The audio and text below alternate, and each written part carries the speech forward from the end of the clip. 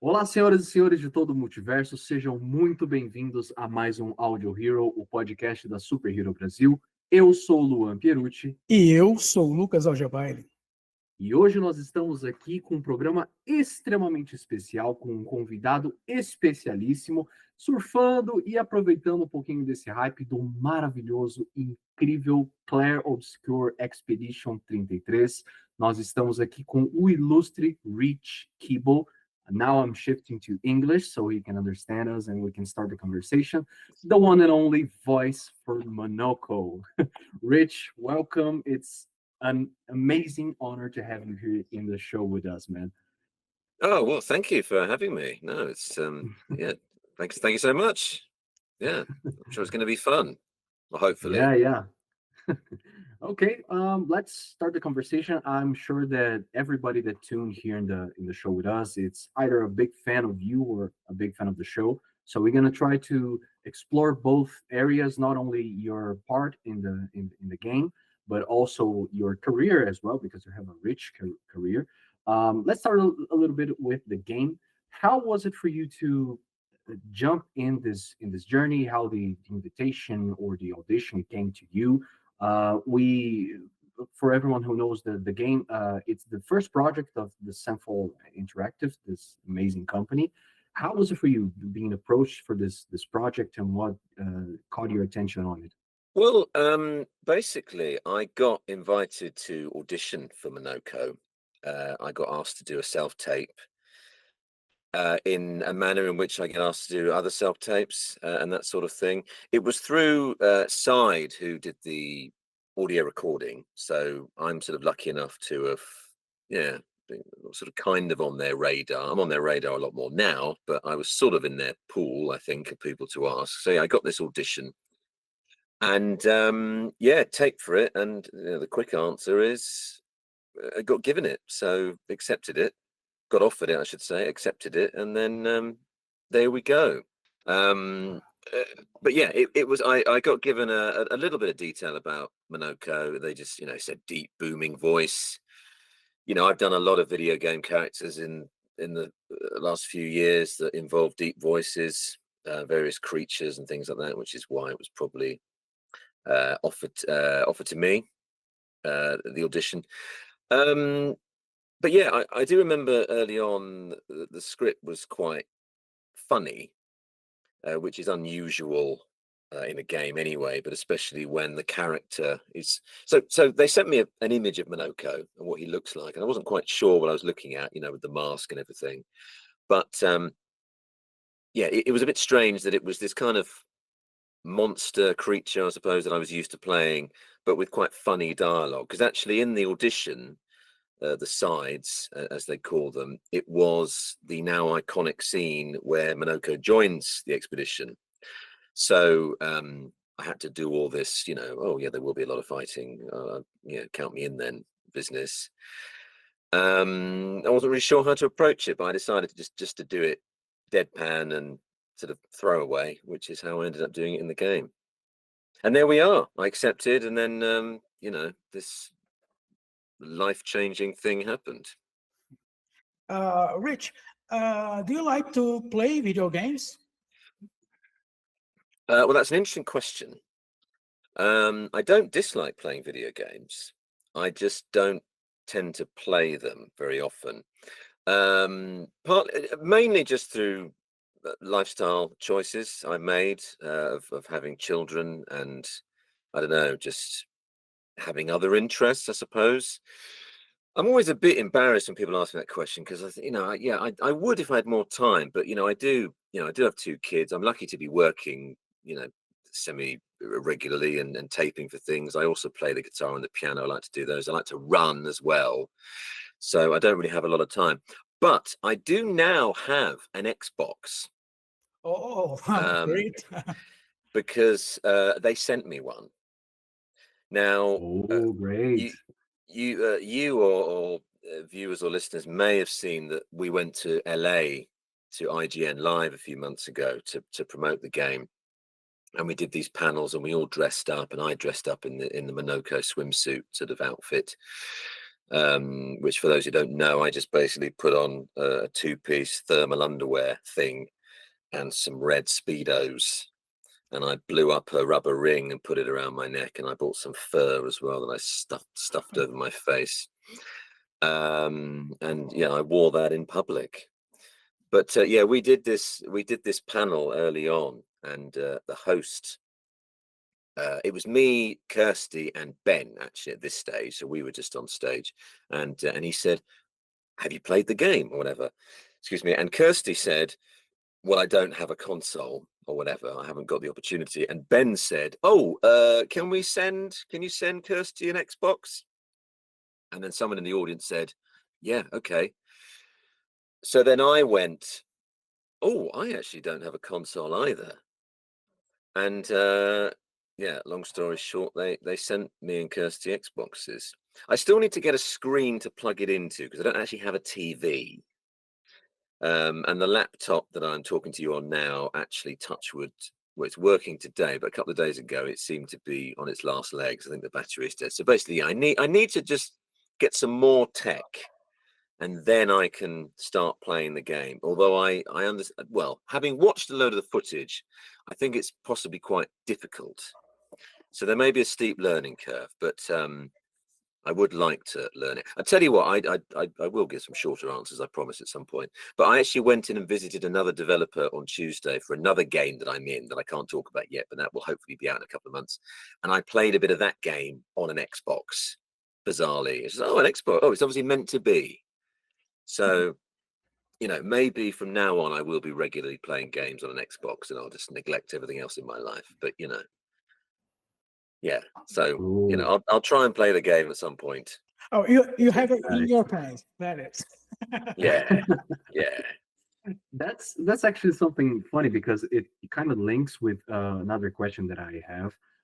Many actors and voice actors say that they don't feel comfortable hearing or watching themselves in their portraits in the screen. How are you with that? Do you feel comfortable? Do you kind of step away from the project that you do after you finish them, or you don't have that? Well, that's interesting actually, because yeah, over the years I have got more used to seeing or hearing myself in things. Um, yeah, I wouldn't say I particularly like watching or listening to myself. I've just kind of more accepted it now. In the early days when I was sort of doing on-camera things, I'd be looking at myself and just cringing and going, "Oh God, I've got to stop moving my shoulders like that, or stop blinking so much."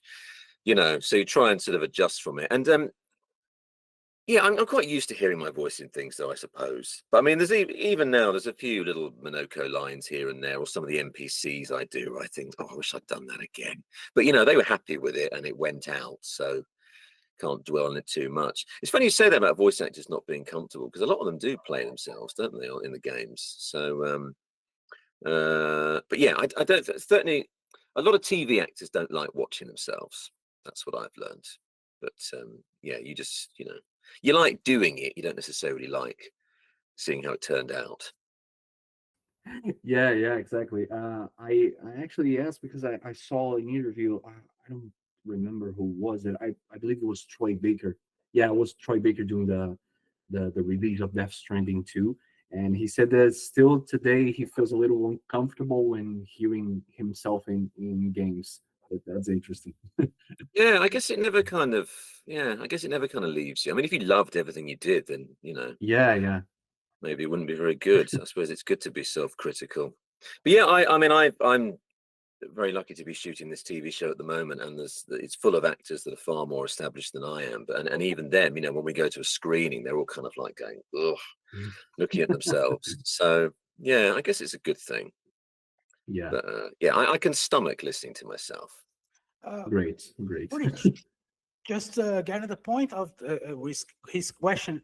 There are difference. You acting like how can I say on public or in when you're just doing the voice acting. There are differences of acting, or no, the acting is just the same. It's an interesting question because yeah, I mean, there's this thing about not using the term voice acting and just saying it's acting, isn't there? I think somebody posted about that recently, and it's like, why say voice acting, because it's all acting, but obviously it is different because it's a completely different environment. I think because I've been doing this a while. I think they feed into each other, you know. The good thing about voice acting is, you know, if you're not worrying too much about what your face is doing, or, you know, trying to cheat your face towards the camera but not looking into the camera, if you're not worrying about things like that, or make, you know, you don't have to worry about making sure you do the same thing with your hand on every shot. You know, in voice acting you can focus a bit more on the performance, which is, yeah, which I really enjoy. Of course, the obvious difference between screen acting and voice acting is that you can play completely different characters. So, you know, I mean, I only tend to play on TV. I tend to play characters that are middle-aged bald men for some reason, God knows why. But in games, I have a lot more variability. I like them both in different ways, I suppose. Yeah. But yeah, there's something kind of cool, you know, on a game you can kind of rock up. You know, if I do a game at Side where I know a lot of the directors now and I know a lot of the engineers, you know, you kind of rock up and do a bit of it and have a laugh, and you know, they just, you know, disappear afterwards. Whereas, you know, if you're on set, you know, it's a bit more, I don't know, a bit more pressure maybe, you know, that you don't want to be the one who sort of messes up. Of course, you know, because then you're acting with loads of other people, whereas on the voice acting, you're doing it on your own. Yeah, there's obviously similarities because it's all acting, but you know, the technique is slightly different. Not very different, I suppose. Nice, nice. That it's interesting because one thing that I wanted to ask you and understand how is your process doing the voice acting is especially with Monoco, since Monoco and Francois, actually, because both characters you play beautifully. They don't have like the face expression. They're like a stone face, like, especially Monoco, who is just the mask. And usually in video games with the motion capture and all that, you can transmit the emotion and the weight of the scenes with the facial expression also. With Monoco, you didn't have that, so you had an extra challenge to express that emotions in your voice. How was that process for you? Because I know that as an actor, you're used to work a lot with your facial expressions and your emotions. And how was that challenge to you? Well, that's an interesting question because I think Andy Serkis did an interview where he said it was quite a challenge for him because, you know, he's used to doing his own mocap. So when he was doing the voice to somebody else's mocap, he said he found that quite challenging. I think, I mean, from a technical point of view, you know, so for those who don't know, the mocap was done in France before we were involved. The mocap was done in English, but in France. And then we, you know, recorded the voice over the top. And then the French dub came after that. That's just, I think some people have got confused over the order of things. It's like, yeah, so the English voice was the original and the French dub was afterwards. But yeah, the mocap was done in France, not by us, but they were doing it in English. Anyway, for me, I had it easier, I think, because I didn't have to do any lip syncing, because what everyone else had to do, you know, they had to do the performance and try and lip sync it as best they could to what was done already. I mean, I know it's not perfect. That's one of the few things that people have criticized a little bit. But for me, I was just thinking, this is great. He doesn't have a mouth, not a visible mouth, so I can kind of. So I think it kind of gave me a little bit more freedom because I know he's got this deadpan, just this mask. And in some of the scenes, it's just kind of, I don't know, it kind of just makes it funnier, doesn't it? You can almost, I don't know, you can almost like imagine an expression on his face. Like even in the you know, the scene when it's like, you know, oh yeah, there will be a lot of fighting though. Oh yeah, good. And they just cut between me and Verso. It's just really funny. And I think it helped me deliver the lines how I wanted them, because if his mouth had, actually, what was interesting, So the mocap was done by Maxence and some other actors. You know, there's been loads of mocap posted online, and one of that scene, that I'll never join you again scene, Maxence and Guillaume were kind of mocapping that, and you can see how they did it. I think quite differently to how we did it. So, like, you know, Guillaume is going, "Good, count me in," then, like, quite a lot more slower than the way I did it. So maybe if the mouth had been there, I would have had to fit it to that. But without the mouth, I could just do it, "Count me in," then, you know, just the way I instinctively did it. So, you know, I think it helped me out. Him not having, him not having the mouth. It gave me more freedom, because I think maybe a lot of the things I just thought would be funny just to throw them away. Like, another line people think is really great is the "please help me," you know, when he's talking to Goldgraver, you know, "Please help me." It just, for me, it just felt really funny just to just chuck these lines out. So yeah, and Francois as well. Francois, yeah, I just kind of, yeah, similar again. It gave me more freedom with my performance. I mean, the funny thing about Francois now is that, I mean, you may not be familiar with regional accents in the UK, but I kind of did this northern sort of Yorkshire sort of accent for Francois, just because I'd done a load of other voices, like a few of the NPCs I do in the prologue, and I just thought, well, I need to do something else, maybe an accent. Yeah, I'll do a northern accent. And Guillaume was like, "He's just a grumpy turtle." I was like, "Okay, he's a grumpy turtle, he's shouty, you know, he's quite big or whatever," because they showed it to me. So yeah, again, they gave me the lines, and I just kind of barked them out, just kind of shouted them. Thought, surely that's too ridiculous, this is a serious video game. Looked through the glass, and Guillaume was just kind of crying with laughter, just kind of doing that. I was just like, okay. And that's what they used. They just kind of pitched it down a little bit, and that was that. So now we've got this amusing thing where you got Esquier, who is very French, you know, voiced by a French actor, introducing Francois, very French name, and then he sounds like a bloke who works in a factory in Sheffield. So yeah, happy accidents, I suppose, this game is full of. That's absolutely amazing. By the way, as you said, it's a very, very funny scene. It's one of the one of the most laughs that I had in my entire life playing a video game. And when you meet Francois, it's absolutely brilliant. The game had already caught me, like, until then, but when this scene came up, I was like, okay, this game should win Game of the Year immediately. Oh, great. It is funny, isn't it, that scene? Because it's like, oh, where is he? Is he? Oh, he's in the middle of such and such. No, he's just next door. Oh, here he Yeah, is. exactly. And the whole build up for the scene also, because he's powerful, his voice trembles the earth, and his name is Francois. Yeah. And then he's just a shouty bloke, he can't move, you know. You can't even move. Yeah, I will never stop chasing you. Yeah, it was yeah, I'm really proud of that character, actually. And the beautiful thing about doing a game is that, you know, you do so many lines, sort of you're jumping around throughout the game. And I mean, for me, because I mean, I'm very lucky because I did a load of, you know, I did 11 characters, I think I'd mentioned. Well, technically, I actually did 13 characters, but one was cut and one was revoiced. Not for reasons of incompetence, but reasons of lore accuracy. So I was doing all these different voices and jumping about all over the place in different sessions. So I'd forgotten a lot of what I'd done. So when the game came out and, like, I was watching cutscenes and stuff, and like Francois, I was just like, oh yeah, I forgot about that. Oh yeah, well, that's really great.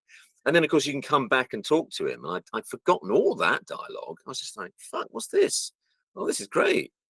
So yeah, it's a game that keeps on giving. It's a gift that keeps on giving. Because there's so much in there. Yeah, you know, it can be bleak, but it can be funny. You know. Rich, your previous works had much influence in this work on video game. Yeah, I think so. I think so. I've done a lot of comedy. I've done a lot of British comedy. Well, I mean, I started off my career kind of doing live comedy and trying to do sketches and online videos and things. which is funny because I've kind of gone full circle because I'm doing a load of that again at the moment. But yeah, I've done a lot of comedy and I've done a lot of monsters in video games, but I've never really combined the two. And I do actually think that this game has really, yeah, a lot of my previous work has influenced this or referenced that. I've done so I mean, Monoco's voice is, it's one of the deepest voices I can do and maintain throughout a game. So it was always going to be something that I've done a lot of characters where I'm talking down there, but normally it's very serious. And I've done comedy game. I have done like indie comedy things, but more in like my own voice. So yeah, combining all that sort of comedy timing and stuff that I'd done with a voice that I have sort of done before, I think it did help because actually, I mean, people have been very, very gracious about the voice acting in the game and saying that the comedy timing, things like the scenes we've discussed. I think it did. Yeah, I think it does help to have those comedy instincts over the last few years. Yeah. So, yeah, this is a good game that has taken a lot of stuff I've done and kind of thrown it together. Yeah. So, I mean, that probably helped. That's probably how I managed to book the audition, is because maybe my instincts were there as to how to approach the material. Because, I mean, I could have done it very differently in the audition, but I think my instinct was from doing comedy, whereas in the UK at the moment, if you get like a tape for a comedy thing, they're usually saying, don't play the comedy, don't play it for laughs. Just, the characters believe what they're saying. For them, the situation is serious and the comedy comes from that.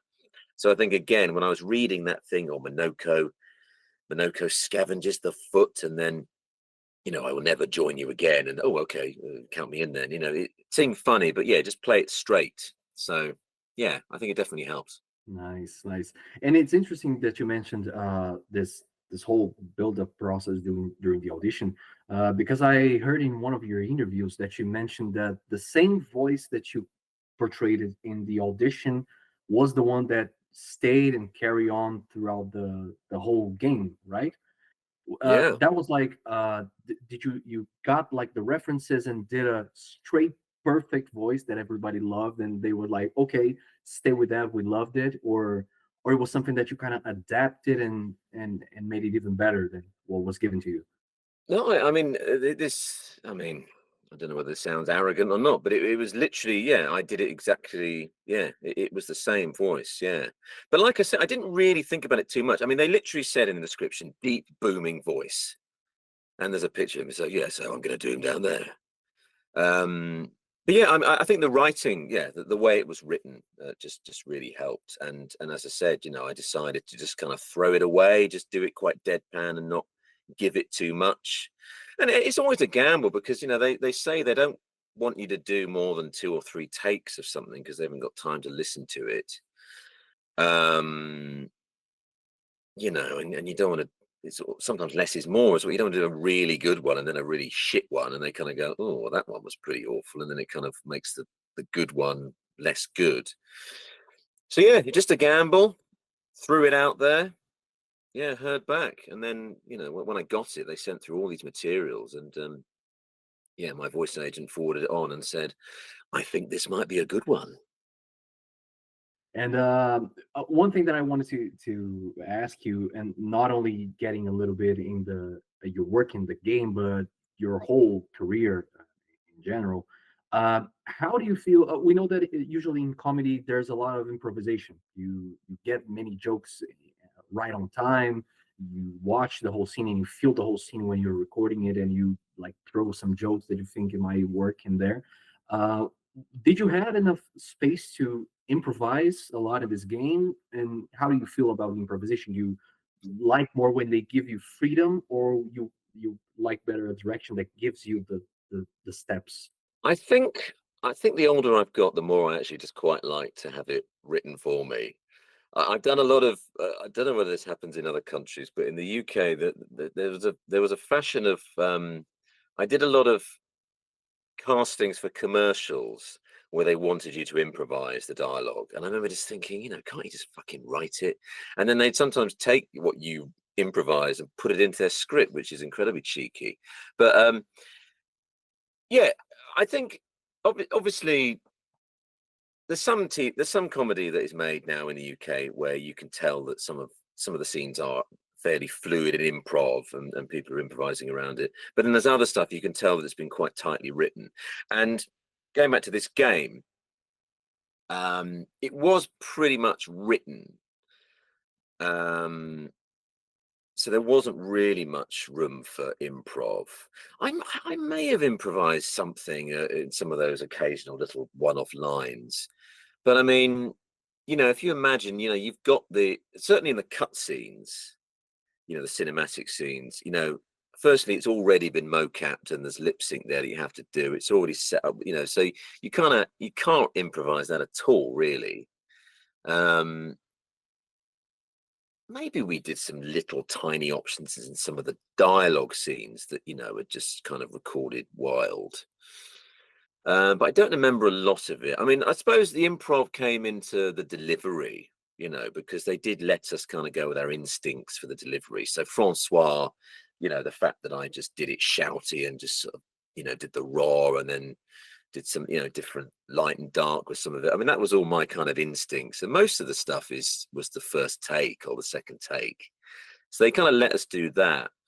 But yeah, I mean, I have to say it was written very well, and something that I think people online have got confused about is the fact that, yeah, so the mocap was done with actors in the same space, but we recorded everything individually.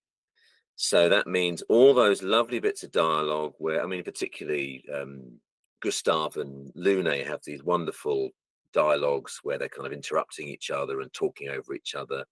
Gustave and Sophie, the same. You know, it's very, very naturalistic and very truthful. And you would assume that they were doing it together, but, you know, we really weren't. It was all recorded separately. So, I mean, Charlie did all his stuff in the States and everyone else was recording in London. So, I mean, he would have done his at some point. I don't know. When Billy was recording Sophie's lines, I don't know whether Charlie's were already recorded and they were being fed in so she could react to them. Certainly when I was doing my lines, I think a lot of the time, you know, Ben had already recorded his. So then they would play it in and then I would react to that.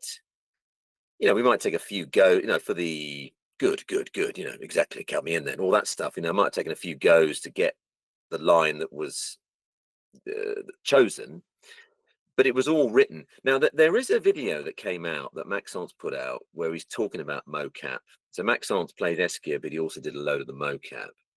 And he has access to all this mocap footage and seems to be sort of putting it out on his own channel and stuff. But anyway, he put out a thing of that scene, the okay bye scene with him and Guillaume doing it. And I think the way he edited it, I don't think he meant this, but it strongly implies that they improvised that whole scene.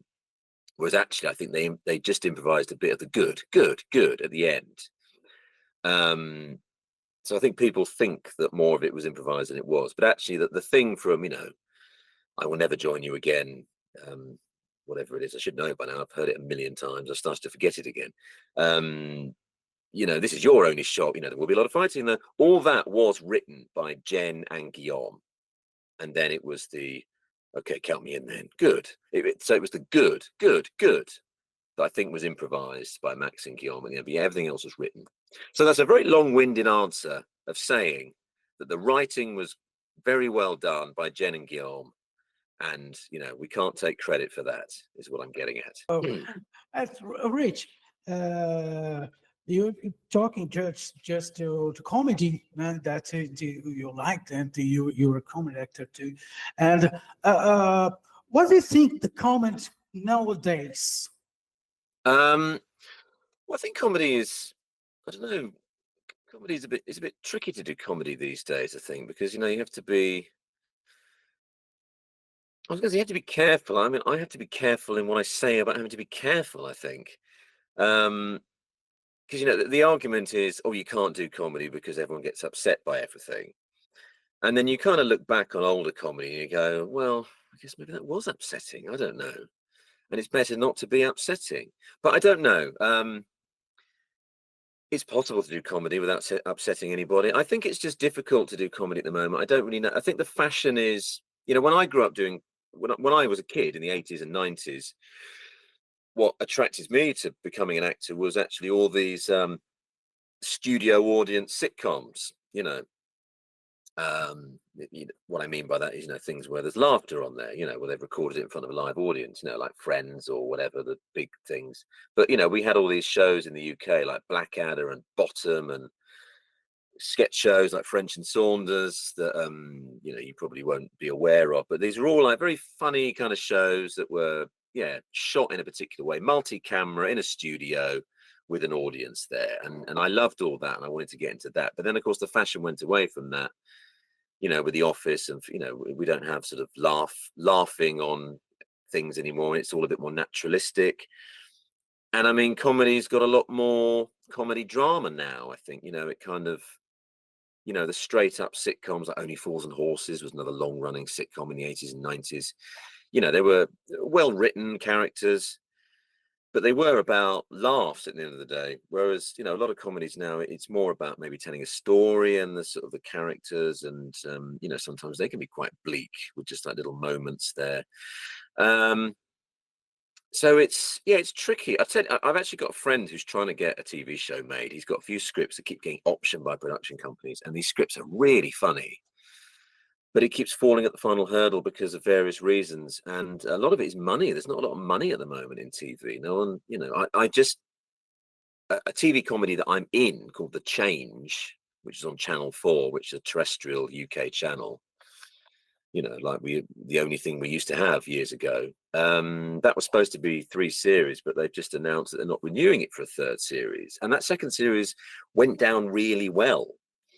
And yet they've decided not to do a 3rd series. And it's just like, well, why not? Everything gets cancelled these days, doesn't it? After a series or 2, they don't really give things room to breathe. So, yeah, I think it's tricky to make comedy at the moment, if that answers your question.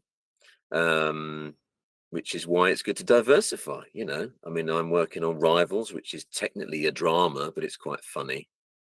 You just kind of lean into what's available. Oh, And yeah, video games, of course. I understood. I can comprehend that very well, very well. Now I wanted to know a little bit how was the whole reception that you had with Monoco. We know that the game got an amazing reception and is very, very famous right now, and it's well deserved, a very well deserved success because the game is amazing. Did you expect? I know that you put your hopes on the character. Of course, you're doing the job, and you hope that that job turns out well.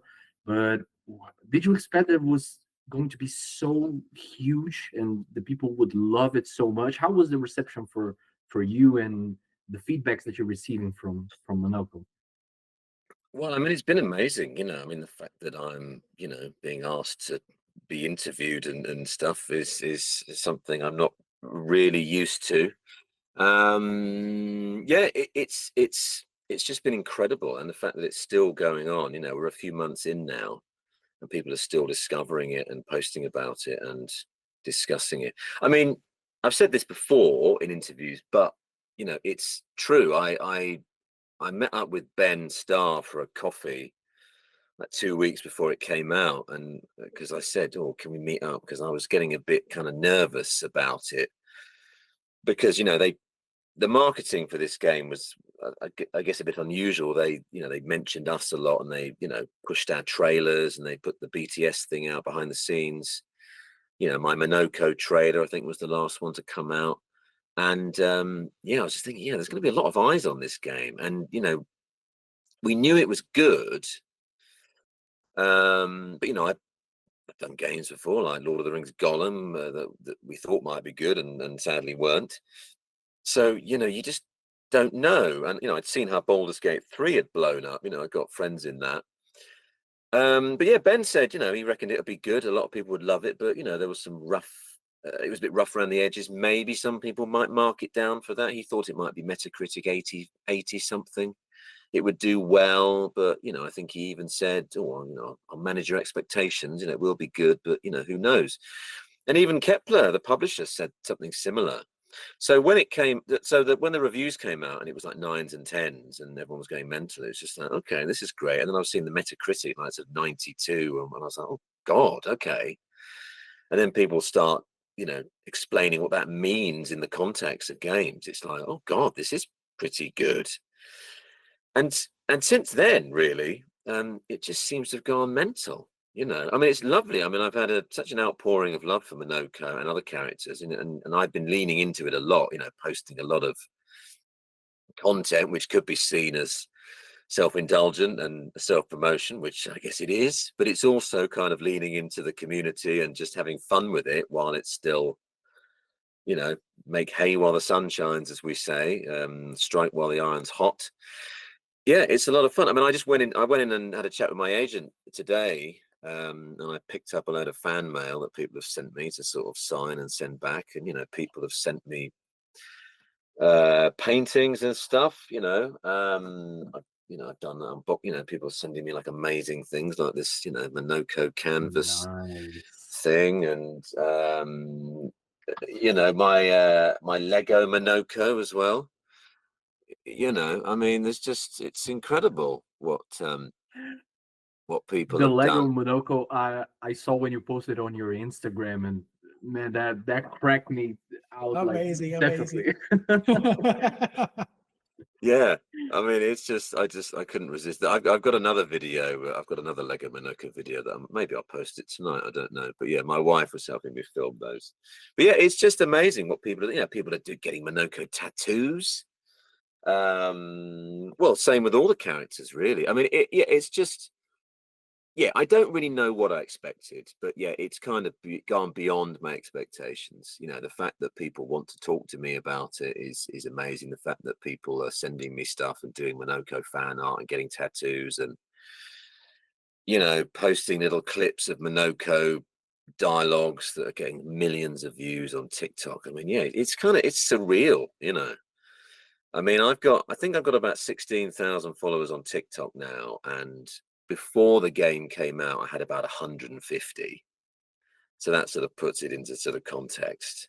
Same with Instagram. I think I had about 2,000, and it's a lot more than that now. So I mean, it's great that people are into it, and I'm genuinely looking forward to meeting more fans of the game at the sort of the conventions and stuff that we're going to be doing. Yeah, very, very grateful. And because, and from a cynical career point of view, it's very helpful because suddenly a lot more people know who you are and are more likely to put you in their games. I don't, yeah, I almost don't really need to kind of explain myself anymore to people. It's like in the gaming industry, like everyone knows about Expedition 33, even if they haven't played it. I'm very lucky to be working on a few other games at the moment, and I'll turn up and do a game at a new studio, don't know anyone, and then someone will go, great work on Expedition 33, Rich. So yeah, it's great. A lot more people know who I am, which is very helpful, but also a bit surreal. I'm very, very grateful. Hashtag grateful. Here in Brazil too. Yeah, exactly. All of our audience gonna know your work, not just this one, all previous work too. Yeah, well, that's the thing, because people do then start to look at, because I've been doing this. I mean, I started acting late in life, but I've done quite a lot of stuff, but I've always been a bit under the radar. So now people are kind of, people just look you up on IMDb and Google you and find out all the weird stuff that you've done before. But it's quite fun. It's quite fun to talk about that stuff. Amazing. Lucky to be working at all. Great.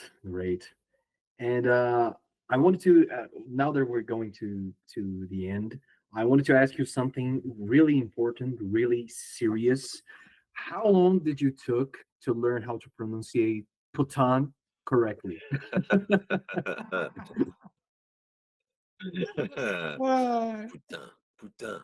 Putain. Yeah, that was a tricky one. French is a hard language. I mean, for English people, any language is hard. I mean, I will caveat that by saying I do speak quite a lot of Polish because my wife is Polish. But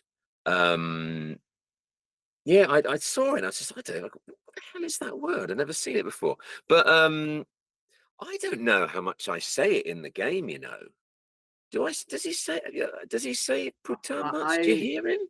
I believe Monoco not much, but I know that the other characters do a lot. Like Yeah. not only in the expedition itself, but the side characters do a lot. Yeah. I've got a feeling that was just because we mocked that up for that BTS video. Because I mean, this is a this is a glimpse behind the curtain here of the magic of television. But that behind the scenes video, maybe I shouldn't say this. I don't think I have said this before. But that was filmed on like the last session. I think they just came in and filmed it on the last session we did. So it wasn't like literally. I think those lines we're doing, we're recreating them for the video. Maybe I'll get in trouble. But yeah, so I think me going putain, putain, I think I'm just doing it because we're doing it there and then. I don't remember if that was actually used in game. So there you go. Oh, Magic of you're television. breaking the magic here. Yeah, it's fun though. It's Oh, fun swearing in other languages, like kurwa in Polish. It's always fun swearing in another language. oh, nice, nice. How Lucas, do you you want swear in to? Portuguese? Sorry, Or how do you swear in Portuguese? Or maybe you can't. Maybe it's too offensive to swear in Portuguese on this. sorry in Portuguese. Yeah. I'm not. I know that I'm a little suspicious to say because we're both Brazilians here, but I believe that the Brazilian Portuguese has the best swearing words like ever. I Right. think this too. Yeah. In a case, I don't know if you would be interested, but we can teach you one swear word to add in your vocabulary. Actually, that would be great because my cousin has a Brazilian wife, so maybe I could Mm, then impress her by saying something really offensive, completely out of context. great. Let's see. I think we can make a parallel with Bhutan, which we don't have like the exact translation for Bhutan in Brazilian Portuguese, but we have a similar one, which is filha da puta. Yeah, it's similar. Yeah, Almost, exactly. almost there. Okay, okay. Shall I try and recreate that? Can you say it again? Yeah, it's filha da Filha, puta. filha da puta. Yes, that's it. Not close Your enough. your Portuguese is very, very well. Yeah. Translating it like literally to English, it would be like son of a bitch. Oh right, okay. It's the Yeah. same. I think that's the perfect way for us to wrap up the interview, man. That's amazing. One of the Yeah. best of my life. There Yeah. you go. Yeah, you can't top that. You can't top that. Rich, before we wrap this up, I wanted to give you the floor here for you to share your social media, your works for everyone who doesn't know you previously from Expedition 33. Now it's your turn. Oh God. Okay. Well, thank you very much. I mean, firstly, I would love it if you were to follow me on social media. I do post on Instagram, TikTok now, unbelievably, and Twitter. Refuse to use the new name. I'm just Rich Keeble on those. You can find me on those. I'm also on Blue Sky, although I've neglected that a bit recently. Yeah, please check me out on those. But yeah, I mean, I don't know if any Wuthering Waves fans would be interested in because I'm in that game. I think it's a different audience, although some people have put two and two together that I'm Fenrico and Monoco. Check that out. And well, yeah, I've got some other games coming out. Which are quite exciting, I think. So yeah, follow me, please, and give me validation and make me feel more secure in myself. And I'll be updating you on there if you so wish. And if not, then muting and unfollowing options are available, I understand. So thank you very much. Rich, you're amazing, man. You're amazing, man. Thank you so much. Thank you. Thanks for having me. Man, I gotta say this was an incredible honor. I'm saying as a fan of the game, and I followed your work a little bit before. I saw you in Good Omens and Oh stuff yeah. like that. Oh, Yeah, thank you. so it's been really, really an amazing honor to be speaking with you here. I hope Oh, you thank you. enjoyed the interview, and Well, man, thank you so much for this amazing opportunity. It was Oh. amazing. It was amazing. Oh, my pleasure. Well, thank you so much. No, it's been great. Thanks, guys. You know, yeah, it's been lovely. Thank you Right. so much. Thank you so Thank much. you. Now I am shifting a little bit to Portuguese for us to do the ending here. Bom, todo mundo, então, que vocês acompanharam a gente até aqui, muito obrigado por essa incrível oportunidade. A gente está aqui com um convidado especialíssimo, então a atenção de vocês é mais do que especial. Então, não estranhem também se ele começar a falar palavrão em português nas redes sociais dele a partir de então, porque a gente já está iniciando esse processo. Bom, gente, se vocês gostaram desse podcast, acompanhem a gente nas redes sociais. É Super Hero Brasil no Facebook, no Instagram, Audio Hero no Spotify, que é onde vai sair este programa aqui também, mas a gente também vai divulgar em todos os outros lugares. Se vocês gostaram desse conteúdo e querem ver mais, acompanhem a gente que vai sair muita coisa boa daqui para frente. Fiquem ligados. Muito obrigado por terem acompanhado a gente até aqui. Até a próxima.